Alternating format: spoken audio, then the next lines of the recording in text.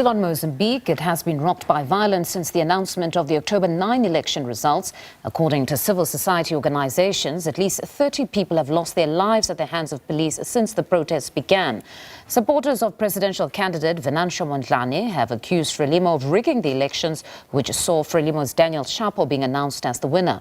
For more on the situation in Mozambique, we're joined by Eldevina Kika Materula, Mozambique Cultural and Tourism Minister. Good evening, Ms. Materula. Thank you very much for joining us on the program. Firstly, share with us the situation today. We know opposition party members have now moved to a different form or phase of protest, opting for horn blaring in the streets and banging of pots and pans.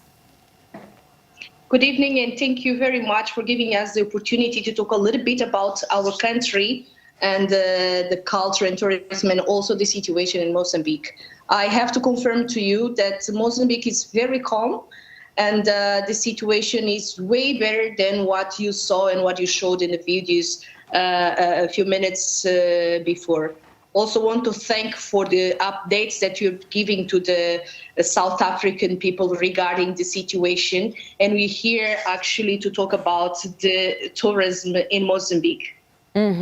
So, as you've stated there, that calm has been restored. It's not necessarily as volatile as would have been reported a bit earlier on in the week.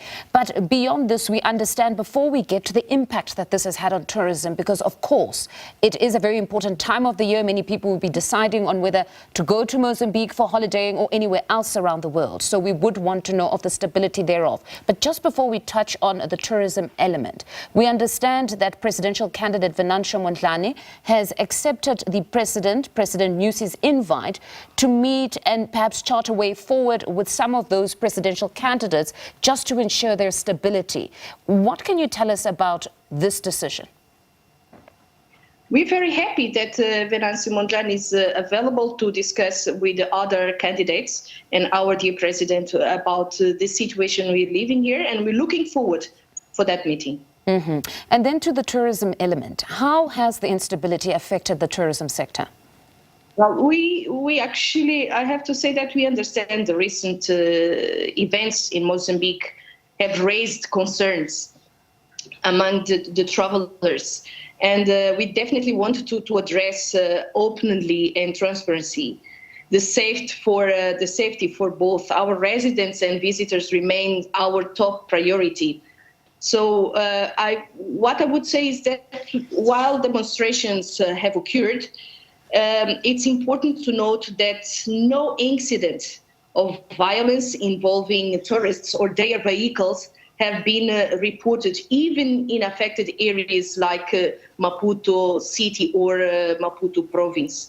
So the majority of popular tourist destinations, including Ponta do Ouro, where we make the border with the border in Cozy Bay, Bilene, the beach of Bilene, or the major city of tourism, which is in Inhambane or Vilanculo, or even our most national and reserve parks, they remain unaffected by the recent events and continue to operate as usual.